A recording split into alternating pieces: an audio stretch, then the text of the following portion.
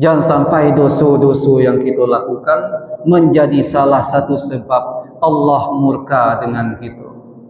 Maka andai kata dosanya tadi, kesalahannya tadi kepada sifatnya kepada manusia, perlu kita meminta maaf, kita minta maaf.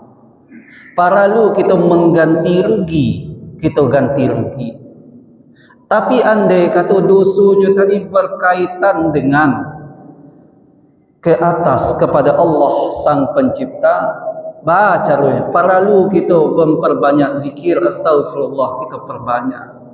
Perlu kita dengan memperbanyak doa, kita minta doa. Perlu kita dengan mendirikan solat sunnah taubat, kita dirikan solat sunnah taubat. Sabbih isma rabbikal a'la alladhi khalaqa fasawwa. Assalamualaikum warahmatullahi wabarakatuh. Hamdan wa syukran lillah kama amar, salatan wa salaman ala rasulillah sallallahu alaihi wasallam alladhi la nabiyya ba'da, amma ba'd. Alhamdulillah, bersyukur kita kepada Allah. Mudah-mudahan dengan rajin dan pandainya kita bersyukur, kita tetap digolongkan oleh Allah kepada abdan syakura, hamba-hambanya yang pandai bersyukur. Salawat berangkaikan salam kepada baginda Nabi besar Muhammad sallallahu alaihi wasallam. Besar harapan kita Bapak Ibu, kita di yaumil akhir nanti kita mendapatkan syafaat dari orang yang selalu kita sabui namanya dalam setiap solat, dari orang yang selalu kita sabui namanya dalam setiap untayan doa kita. Bapak Ibu sidang jamaah salat maghrib dan isya yang dirahmati Allah. Pada maghrib menjelang isya, kita cuba balik mengulang-ulang kaji, mainge-ingean nan talupo, menjago-jagokan nan takalo. Jadi sebagai tema kajian pada maghrib menjelang isya, kita ambil sebuah bahasan mengenai ada 5 rukun hidup. Andai kata 5 rukun hidup hendak kita laksanakan, rugi kita. Andai kata yang 5 tadi tidak disegerakan, rugi kita. Atau andai kata yang 5 hal hendak kita lakukan, kita hendak mendapatkan kebaikan, bisa jadi kemudaratan yang akan datang. Maka yang 5 tadi disampaikanlah oleh Hatim Al-Asam dalam kitab Hilyah Al-Awliya. Yang disampaikan oleh Hatim yang 5 tadi, yakninya 5 perkara yang mesti disegerakan. Yang pertama yang disampaikan oleh Hatim tersebut adalah segera dalam menyajikan makanan ataupun minuman ketika tamu datang. Nah, itu sama-sama jalih bagi kita. Segera dalam menyajikan makanan ataupun minuman ketika tamu datang, itu sunnah Rasulullah. Jalih bagi kita. Bahkan hadis Nabi pun yang fenomenal. Man amana yu'minu billah wal yaumil akhir falyukrim daifah. Siapa yang dia mengaku beriman kepada Allah dan hari akhir, maka hendaklah dia memuliakan tamu. Dalam hadis riwayat lainnya pun Nabi juga menjelaskan, tamu yang datang ke rumah kita Bapak dan Ibu menjadi salah satu asbab, menjadi salah satu sebab diturunkannya lah rezeki bagi si pemilik rumah. Dan tamu yang datang ke rumah tadi menjadi sebab pula diampunkannya lah dosa-dosa si pemilik rumah. Namun kadangkala yang terjadi bagi kita, terlebih bagi kita yang hidup di ranah Minang, yang terkenal akan basa-basinya, namun kadang aksinya kok kurang. Acuk bana terjadi nan demikian.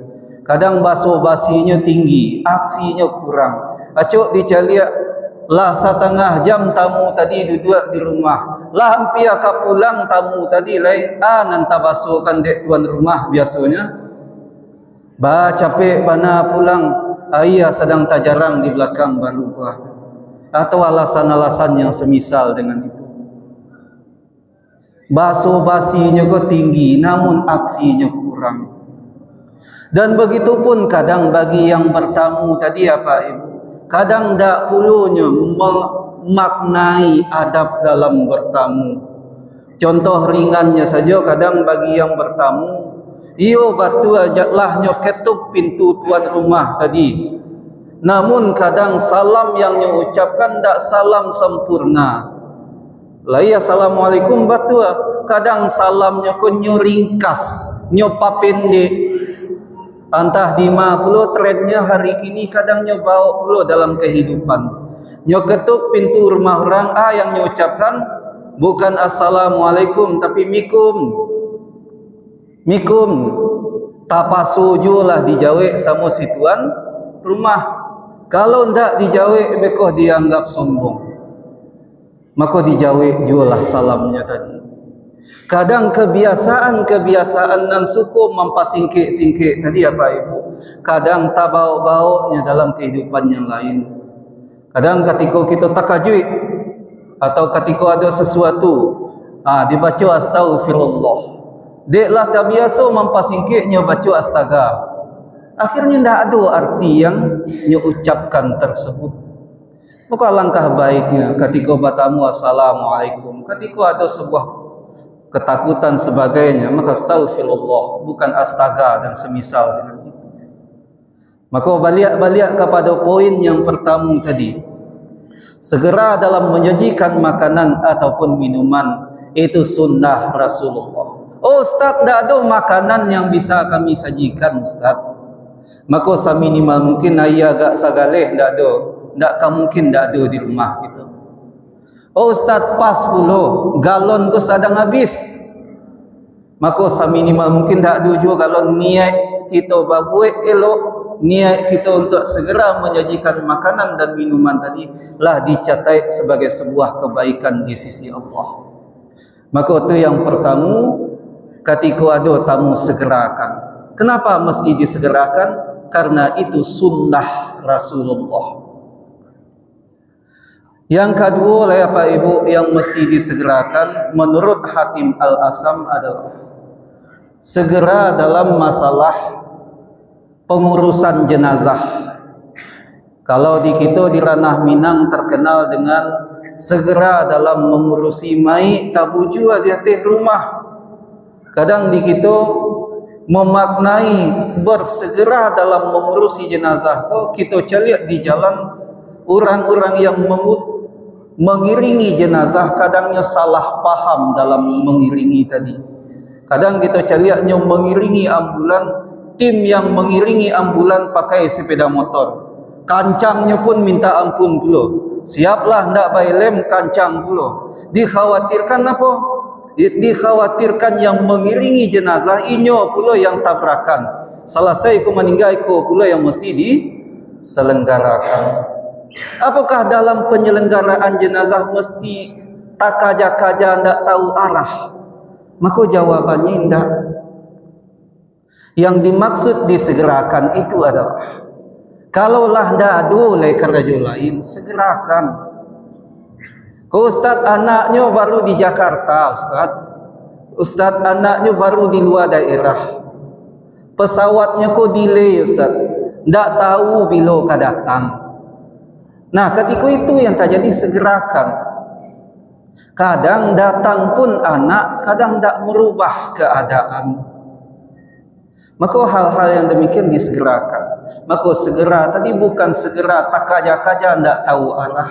Tapi kalaulah tak ada oleh yang mesti disegerakan, segerakan yang demikian. Maka perkara yang kedua yang mesti disegerakan adalah segera dalam pengurusan jenazah. Yang ketiga oleh Pak Ibu, kita ringkas. Hal yang ketiga, segera dalam menikahkan seorang gadis ketika lah tamai S1-nya atau lah dapat keraja yang mapannya. Maka jawabannya tidak. Segera dalam menikahkan seorang gadis ketika lah bertemu dengan jodohnya. Maka Nabi menyampaikan, sebaik-baik pernikahan tadi adalah pernikahan yang disegerakan dan dipermudah. Namun kadang hari kini, khususnya kita di ranah Minang, maka ada sebuah keadaan yang menamukan dirinya sebagai pihak adat, pihak budaya, ninik mama yang dan sebagainya. Akhirnya apa? Ketika terjadi sebuah pernikahan tadi, maka barundianglah ninik mama, pihak adat dan sebagainya tadi meminta maharnya mesti sekian, uang sasudui kamarnya mesti sekian, atau uang jemputannya mesti sekian. Kalau tidak sekian, biarlah tidak jadi. Akhirnya gara-gara yang demikian tidak jadi pernikahan tadi. Kalah syariat gara-gara adat dan budaya. Pertanyaannya, mana tinggi adat pada syariat? Tinggi syariat. Kadang pernah kejadian nan mudi di sebuah tempat, kebetulan nan padusinya ku orang dari paling ujung. Orang dari paling ujung ko ketika di nan padusi nya meminta adatnya tadi isi sesudui kamar. Batamu dengan yang bagian katapi, yang katapi bagian laki-lakinya mesti bajapui.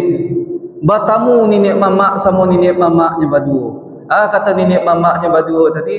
Jadi kata yang padusi tadi, kami penuhi adat nan di situ, tapi ingat batapu ndak sabalah tangan dua balah mengko menjadi penuhi pula adat nan di kami. Nah, bujang juga tadi kabar alik sementara nyo baru mulai bakaraju simpanan nalun nado. Akhirnya nan tak jadi, ndak jadinya menikah gara-gara yang demikian. Maka Nabi menyampaikan dipermudah dan disegerakan. Namun Ustaz, lah kami permudah Ustaz, kata pihak keluarga, ninik mamak dan sebagainya, lah kami segerakan. Namun masalah lainnya muncul. Masalah lainnya kok muncul bukan dari masalah ninik mamak dan orang tua, bukan dari adat sebagainya. Masalah tu muncul kadang dari yang menikah tadi. Kadang dek nan menikah, kok menikahnya di tanggal na rancak, di tanggal yang cantik. Taruhlah yang menikah di tanggal 5 bulan 5 tahun 2025, kan rancak tanggalnya tu. Maka nyobuek pula pak maharnya tadi, mahar na rancak pula, mahar nan unik pula. Bunyi maharnya tadi, maharnya tadi 5 gram mameh, 5 gram perak, 20 juta, 25.000 rupiah. Lai boleh mahar nan mode itu? Boleh, silahkan, tidak ada yang melarang. Tapi ingat, kok nyampang wali nikah nan padusi tadi baka pelongannya mengecek. Lahnya apa-apa lafaz ijab tadi, lahnya hafal-hafal, lahnya ulang-ulang, lah sabulannya mau ulang-ulang itu saja, ndak je dapik-dapik, ndak je singgah-singgah di kapal lu. Akhirnya pas hari ijab kabul, maka disampaikanlah oleh wali nikah nan padusi tadi, ayahnya sampaikan, saya nikahkan engkau dengan anak kandungku dengan maharnya 5 gram mameh, 5 gram perak, 20 juta. Baralah tadi kau. Akhirnya yang terjadi berulang-ulang lafaz ijab kabul tadi. Sianan salah. Tentu pihak-pihak yang demikian. Maka Nabi menyampaikan permudah dan disegerakan. Iya Ustaz, lah kami permudah Ustaz. Kami buat maharnya mahar yang simple, mahar yang ringan disabui oleh wali nikah.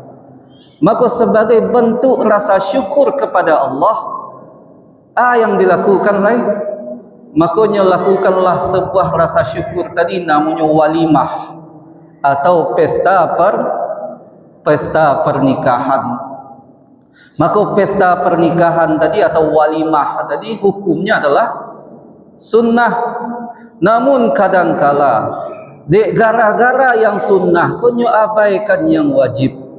Gara-gara yang sunnah kau kadang abaikan hak-hak orang lain. Kadang acuk bana kita celiak gara-gara yang sunnah nan segetik ka. Pesta pernikahan tadi. Nyo baralik nyo undang orang, nyo buat alik sabana gadang. Tapi yang tak jadi apa? Alik nan gadang tadi nyo pakai jalan nan sapanuah-panuahnya.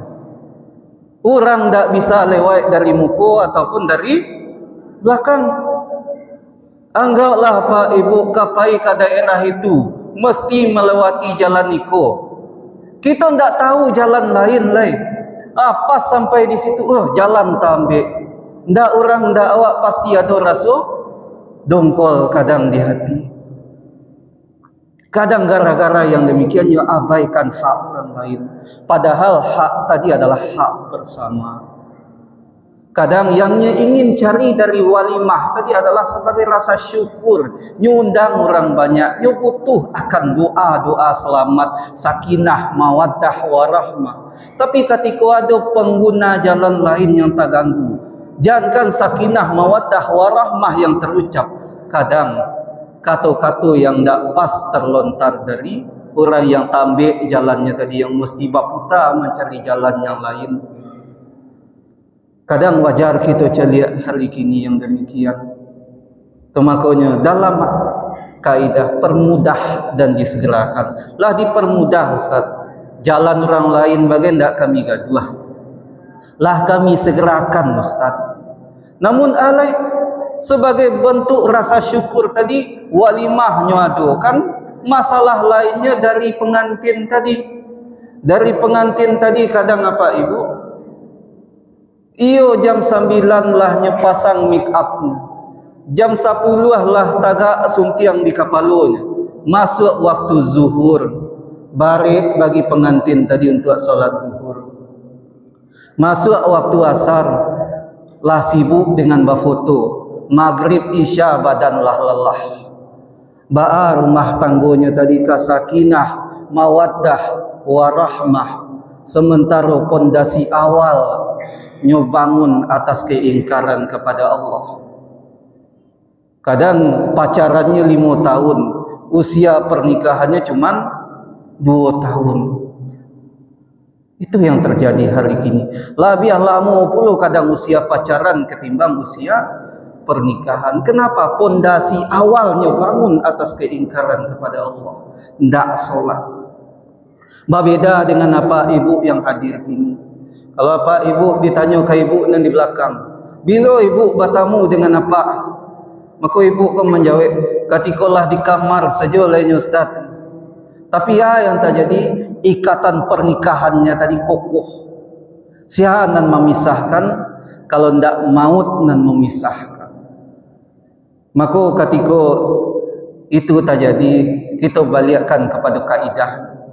Katikalah gadang anak tadi, khususnya nan gadis, maka segerakan. Katikalah bertamunya dengan jodohnya, segerakan dalam menikahkan. Selanjutnya Pak Ibu, kita ringkas yang keempat, segera dalam masalah pelunasan hutang atau segera dalam melunasi hutang. Mangko disegerakan. Kalau tidak disegerakan banyak sanksi yang kita dapatkan.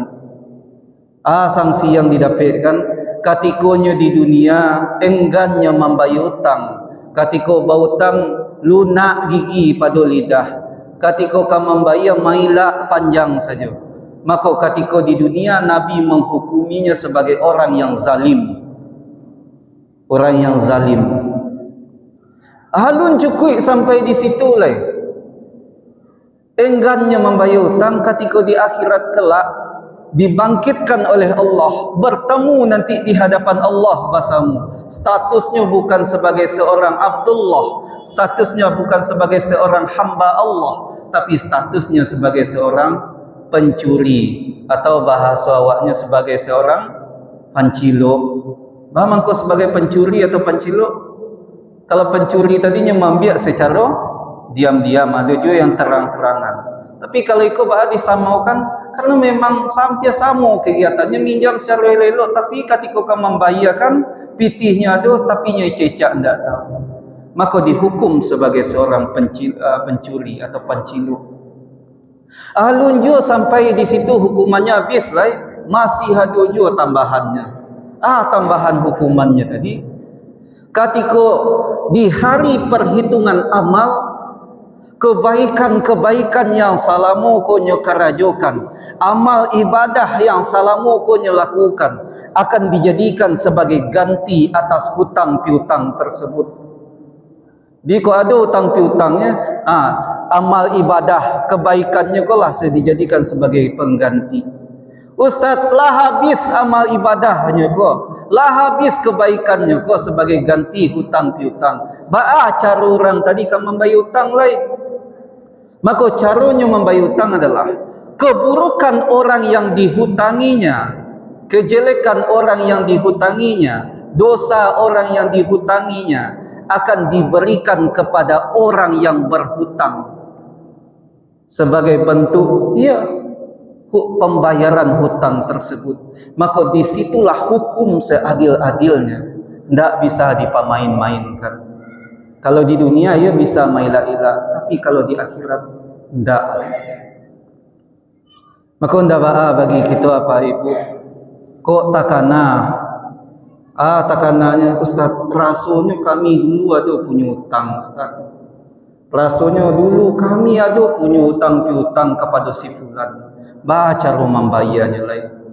Sementara si fulan kan tidak bertamu di mana keberadaannya. Kalau bertamu bisa dibayarkan langsung. Tak ada si fulan kau bayarkan ke ahli waris. Kau tak ada bertamu lai Ustaz. Cara membayarnya. Sementara kami ingin terbebas dari yang namanya hutang piutang tersebut. Caranya. Sama halnya dulu, waktu dulu Pak Bana pernah contohkan. Mungkin bagi apa ibu, taruhlah bagi apa-apa. Dulu kami acok Bana duduk di lapau Ustaz. Sambil duduk di lapau dimakan bakwan. Nah, dimakan bakwan 5. Nan kami bayar 2-nya. Tentu bakwan nan 3 yang tak dibayar menjadi hutang, tak bisanya dimaafkan model itu saja. Nah, kini kami tak kena hutang-hutang nan lamu tu Ustaz. Kami waktu tu lah SMA. Cara membayar hutang bakwan yang lah lamu tak kami bayar. Maka caranya adalah diingat-ingat balik, dikana-kana balik, dihitung-hitung balik. Ustaz, rasanya ada sekitaran 20 bakwan dan alun kami bayar lain. 20 bakwan. Maka silahkan dibayar 20 bakwan tadi yang alun dibayar sesuai. Caranya bayarkan ke masalih ammah untuk kepentingan umum, masjid, musola, panti asuhan dan kegiatan sosial lainnya. Cara membayarnya lah Ustaz. 20 lah. Sementara zaman kami ketek-ketek dahulu, zaman-zaman kami masih ABG dahulu, bakwan ko 50 rupiah. Kini bakwan bara paling murah, 1,000 je. Caranya. Maka kalikan dengan bakwan dulu atau bakwan kini. Kini kata 20 kali 1,000, 20.000. Ada kotak masukkan. Apakah perlu ijab kabul dengan pengurus? Tidak, cukup kita dan yang di atas yang tahu. Cara melegakan hati kita, silahkan ketika kamu masuk tadi, ya Allah, mudah-mudahan lapih juga lah hamba dari hutang piutang. Ya Allah, mudah-mudahan si fulan tu mendapatkan kebaikan juga lah dari yang dimasukkan. Jadi kalau ingin lapang demikian. Maka kadang begitu pun bagi ibu-ibu, kadang yang dianggap sepele tapi yang menjadi hutang. Contoh ringannya kadang bagi ibunya balanjo, pergi ke pasar, dibalilah satu kebutuhan dapur cukup sadunya. Ada bawang, ada ladu, ada sebagainya. Maka total balanjo ibu ko sebanyak 75.000 rupiah. Dia giah pitih 100.000. Baralai balik pitih ibu 25.000 rupiah lain.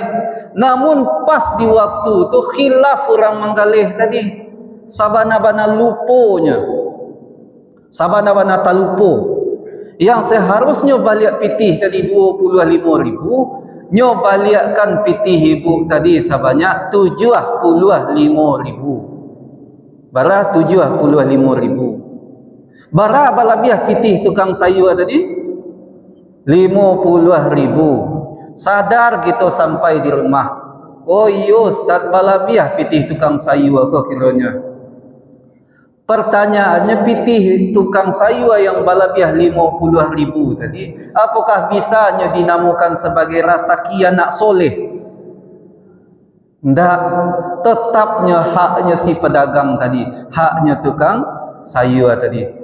Caranya kok nyampang ke pasar biswa gitu apa ibu? Batamu dengan tukang sayur tadi, baliakkan pitih apa balabiah petang. Pitih apa balabiah? Nah, kiranya Ustaz, tukang sayur ke musiman, kadangnya ada, kadang enggak. Sama halnya tukang durian kini, kadangnya ada, kadang enggak. Kami ingin terbebas dari hutang. Jangan sampai kami mati dalam membawa hutang. Caranya. Caranya silahkan dibayarkan kepada masalih ammah untuk kepentingan umum. Sama dengan yang tadi, masjid, musola, kegiatan sosial lainnya. Maka poin yang mesti disegerakan segera dalam masalah pelunasan hutang. Yang terakhir apa ibu, yang mesti disegerakan adalah segera dalam bertaubat apabila berbuat dosa. Jangan sampai dosa-dosa yang kita lakukan menjadi salah satu sebab Allah murka dengan kita. Maka andai kata dosanya tadi, kesalahannya tadi kepada sifatnya kepada manusia, paralu kita meminta maaf, kita minta maaf. Paralu kita mengganti rugi, kita ganti rugi. Tapi andai kata dosanya tadi berkaitan dengan ke atas kepada Allah Sang Pencipta, caranya paralu kita memperbanyak zikir astagfirullah, kita perbanyak. Paralu kita dengan memperbanyak doa, kita minta doa. Paralu kita dengan mendirikan solat sunnah taubat, kita dirikan solat sunnah taubat. Nah, Ustazlah kami lakukan yang demikian. Tapi yang terjadi apa? Kamilah berdoa Ustaz, lah kami maksimalkan kasadunya. Kadang bagi kita apa ibu, dalam berdoa tadi kami ingin pula Ustaz, kami berdoa aku ada pula doa bahasa Arabnya yang kami mintakan kepada Allah. Kan kita ingin pula berdoa dari guru-guru kita, imam-imam kita, tuanku-tuanku kita dalam berdoa. Ingin pula kami ada bahasa Arabnya dalam doa kami. Tapi Ustaz, kami berdoa di waktu sepertiga malam. Tentu tidak bisa diimami, didoakan. Caranya kami berdoa demikian. Maka seindah-indahnya kalau ada di antara kita yang masih memulai, seindah-indahnya ada sampai bahasa Arab yang mesti ada dalam doa kita. Mesti ada dalam doa kita. Yang sampai bahasa Arab yang mesti ada dalam doa tadi.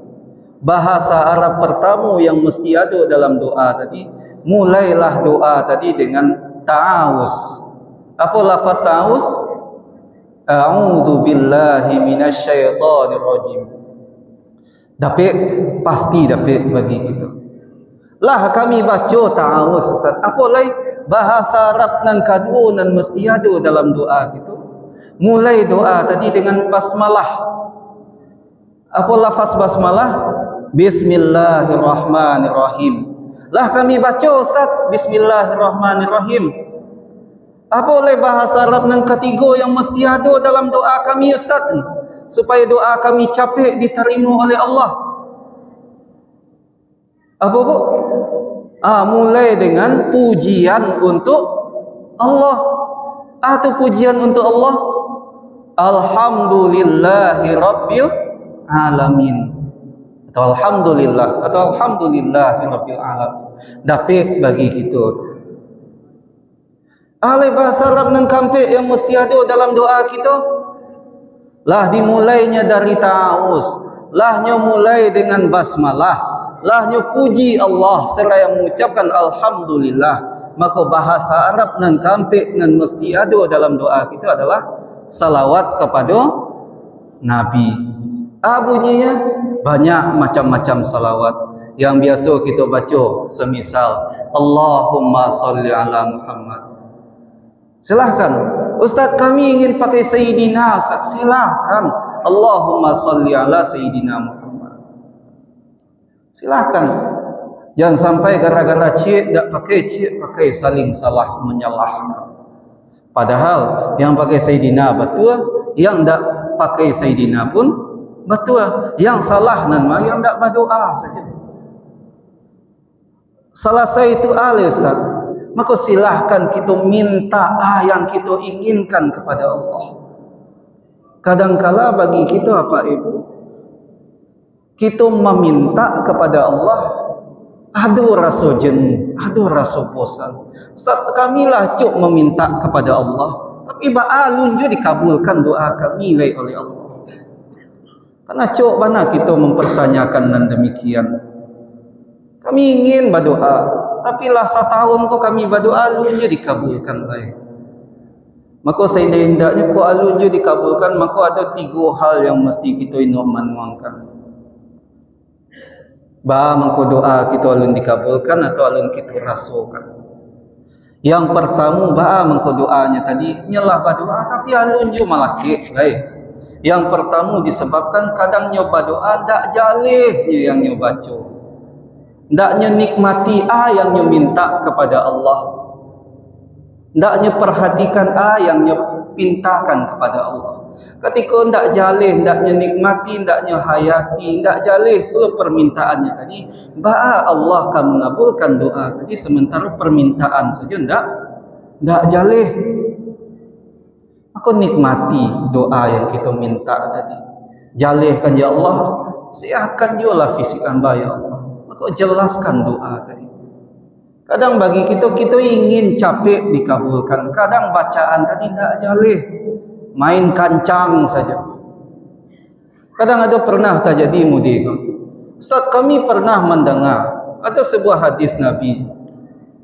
Siapa yang berzikir sehabis solatnya nyo baca subhanallah 33 kali, nyo baca tasbih subhanallah 33, nyo baca tahmid alhamdulillah 33, nyo baca takbir Allahu akbar 33 kali, dan jumlahnya 99, nyo sempurnakan dengan lafaz la ilaha illallah wahdahu la syarikalah lahul mulku wa lahul hamdu yuhyi wa yumit wa huwa ala kulli syai'in qadir.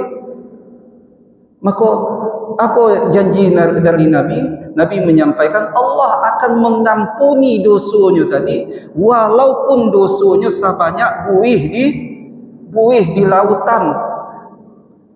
Jangan disuruh apa ibu mai tuang buih di lautan yang segitu banyaknya, disuruh saja kita menghitung buih di atas pariwa ketika masak, buih di atas kuali ketika masak, tak bisa kita menghitungnya. Apalagi buih di lautan. Nah kini kita ingin mendapatkan ampunan dari zikir yang segetik tadi Ustaz. Tapi kadang kita berzikir tidak jalih sama dengan doa tadi. Dia diminta baca subhanallah 33, alhamdulillah 33. Kadangnya baca hamd.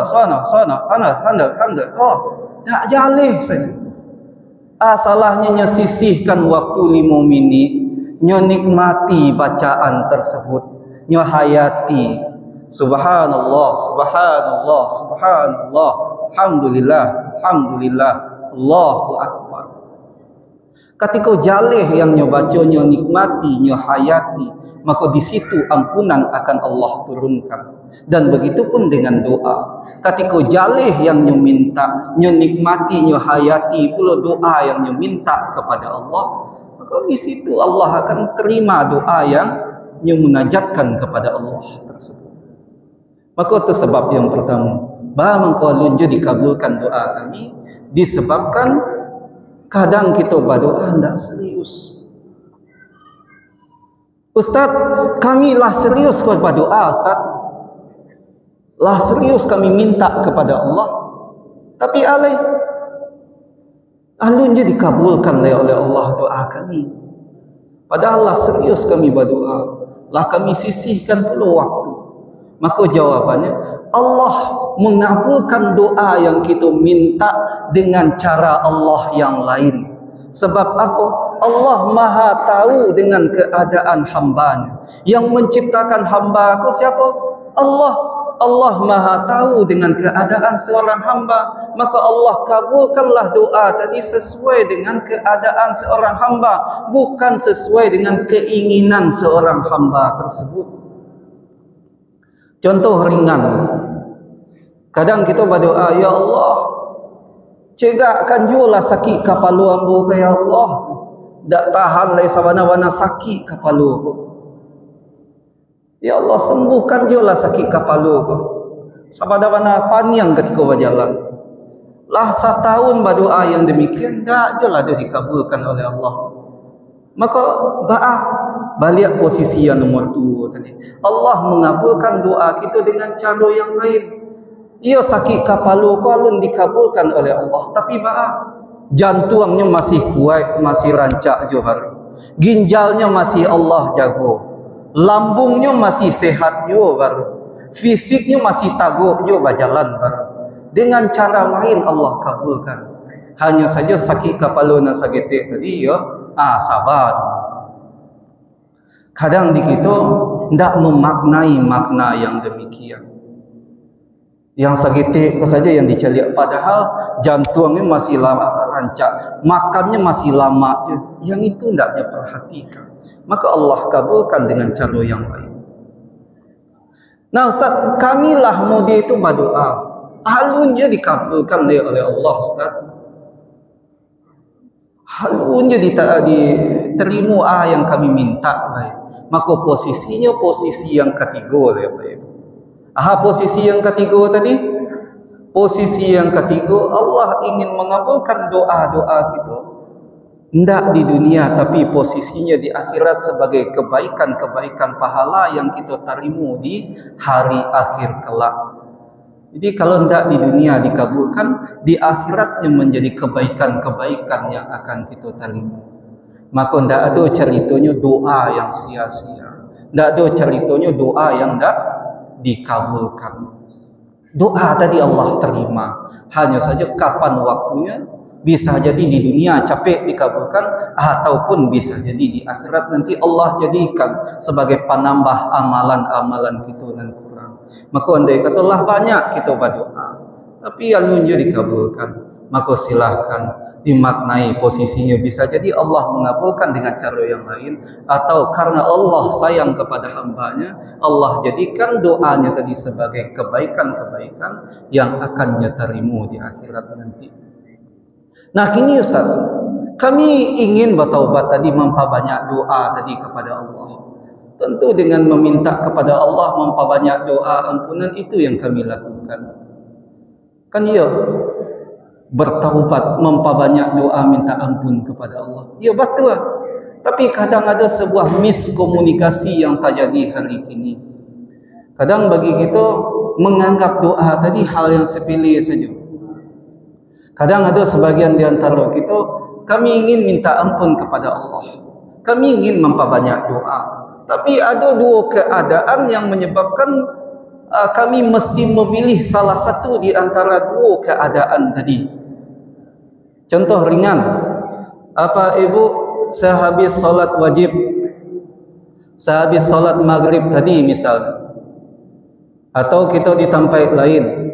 Kalau di Siko kan kita dibimbing oleh Pak Imam kita. Kok nyampang di tempat lain tak dibimbing zikir dan doa. Nah, selesai kita salat wajib, Assalamualaikum warahmatullahi, Assalamualaikum warahmatullahi. Pertanyaannya, mana nancak kita kerajokan? Mana dulu kita kerajokan? Zikir dan doa dulu sehabis solat, atau kita langsung melaksanakan solat sunnah? Kadang kita acuk memperdebatkan yang demikian. Ustaz, mancak kami kerajokan. Kok zikir dan doa Ustaz? Ikut salat sunnah rawatib Ustaz. Rawatib kan pahalanya gadang pula luar biasa. Mana dulu kami kerajukan? Mana nancak Ustaz? Maka jawabannya adalah silahkan kita zikir dan doa dulu. Selesai zikir dan doa itu baru lakukan solat sunnah tersebut. Bahwa engkau dilakukannya demikian karena Nabi melarang jangan menggabungkan dua solat sekaligus. Maksudnya jangan menggabungkan dua solat sekaligus itu, jangan menggabungkan solat wajib dengan solat sunnah. Putuskannya dulu. Bahwa cara memutuskannya, selesainya solat wajib putuskan dengan zikir dan doa. Selesainya zikir dan doa, selesai itu selesai itu hanya lakukan dengan solat sunnah. Tujuannya apa? Supaya kita balik dalam artian kau zikir doa dan ditambah pula dengan sebuah kaidah. Sahabat bertanya, ya Rasulullah, doa nan mana paling capek dikabulkan oleh Allah? Maka Nabi menjawab, doa yang paling capek dikabulkan oleh Allah doa di waktu akhir malam selesai tahajud dan witir, dan doa yang malah yang capek dikabulkan oleh Allah yakninya doa selesai solat maktubah. Itu doa selesai solat maktubah, doa selesai solat wajib. Maka selesai solat wajib banyaklah dengan zikir dan doa. Nah, jadi kesimpulan dari yang bisa kita ambil dalam kajian ini ya Pak Ibu, memangnya 5 rukun hidup atau ada 5 perkara yang mesti disegerakan tadi. Maka saya hendaknya dari yang disampaikan tadi, yang 5 tadi bisa hendaknya kita praktekkan. Sehendaknya 5 yang disampaikan, perkataan hikmah yang disampaikan oleh Hatim Al-Asam dalam kitab Hilyah Al-Awliya tadi. Yang pertama adalah segera dalam menyajikan makanan ataupun minuman ketika tamu datang, mari kita segerakan. Andai kata tidak disegerakan, rugi gitu. Banyak pahala, banyak kebaikan di situ. Tidak ada makanan, minimal minuman. Tidak ada minuman, seindah-indahnya niat babu elok lah ada tatanam. Yang kedua yang mesti disegerakan, segera dalam masalah pengurusan jenazah, bukan segera dalam artian tagagih-gagih tidak tahu arah, tapi segera dalam artian kalau tidak ada hal yang lain mesti disegerakan. Kenapa? Karena penyelenggaraan jenazah itu kalau dalam bahasa fikihnya disebut dengan fardu kifayah. Kalau bahasa awak karajo cie dipasamukan. Tu karajo cie dipasamukan. Yang karajo cie itu penyelenggaraan jenazah. Mesti diselesaikan mulai dari memandikan, mengkafani, menyolatkan, menguburkan. Mesti diselesaikan. Karajo cie dipasamukan. Namun hari ini banyak orang menyalahartikan, salah paham dengan masalah fardu kifayah tadi. Dia pahami cukup beberapa orang saja Ustaz melaksanakan, lapih bebas kami dari tanggung jawab. Ya betul, tapi maknailah fardu kifayah tadi dengan karajo cik dipasamukan lai kasanggup. Andai kata badu orang itu saja ya, yang badu tadi inyo yang memandikan, selesainya mandikan, dan badu tadi inyo pula yang mengkafani. Selesainya mengkafani, yang badua tadi inyo pula yang menyolatkan. Selesainya menyolatkan, inyo pula dan badua tadi turun ke kuburan. Lai kataluknya. Ndak kan taluk. Itu makanya bahasanya karajo cie dipasamukan. Basamu-samu kita mempasamukan dalam masalah fardu kifayah tersebut. Atau mai tabuju hadiati rumah. Perkara yang ketiga sebagai kesimpulan bagi kita, segera dalam masalah menikahkan seorang gadis ketika lah bertemu dengan jodoh. Jangan sampai kalah syariat gara-gara adat dan budaya. Posisi syariat jauh lebih tinggi, dan ditambah pula kaidah kita di ranah Minang, adat basandi syarak, syarak basandi kitabullah. Syarak mengatur, adat memakai. Disampaikan oleh syarak, maka adat yang memakai. Andai kata terjadi yang demikian, perbedaan-perbedaan nan mudi itu, balik kepada syarak, kepada agama. Jangan sampai kalah syarak gara-gara nilai-nilai adat dan budaya. Dan kesimpulan dan kampe yang bisa kita pahami bahasamu adalah Andai kata tak jadi yang namanya hutang piutang, sama-sama kita baliakkan balik hutang piutang tadi mesti diselesaikan. Dan ingat pula firman Allah, faktubhu dalam Al-Baqarah, Allah menjalihkan catat. Andai kata tidak dicatat, khawatir lupa. Dan andai kata tak lupa, baru takana mesti dibaliakkan, dibayarkan. Dan begitu pun bagi apa ibu, kok punya anak gadis kita di rumah, ingatkan balik. Mumpung kita lah memasuki pertengahan Rajab, Ramadan lah kemasuk lagi. Allah diganti utang puasa tuan. Kok alun ba ganti. Kadang anak gadis kita pemahamannya luar biasa kini. Pemahaman hari kini, hutang puasa tahun patang 10 lah. Hutang puasa tahun kini 10 lah. Ketika masuk puasa besoknya, habis hutang tadi. Nyom menganggap puasa ke puasa menjadi pelunasan hutang, pembebasan hutang, mode pajak kendaraan dulu. Sekali 5 tahun kalau tidak dibayar ada pemutihan. Mode itu pula nyanggap puasa tadi. Kalau tidak dibayar, masuk puasa besok, hutang puasa petang dimaafkan pemutihan. Tak ada ceritanya yang mode itu. Maka 7 tambah 7 tambah 7 21. 21 mesti diganti. Dan yang terakhir yang mesti disegerakan adalah segera dalam bertaubat. Jangan dianggap sepele. Intinya memperbanyak dengan kalau orang lain mesti minta maaf, kita minta maaf. Kepada Allah minta ampun, kita minta ampun. Dan jangan sampai kita abaikan masalah taubat ini. Banyak maaf di waktu insyaAllah masuk, kita tutup kajian kita sama-sama dengan membaca doa kafaratul majlis. Subhanakallahumma wa bihamdika asyhadu an la ilaha illa anta astaghfiruka wa atubu ilaik. Banyak maaf. Assalamualaikum warahmatullahi wabarakatuh.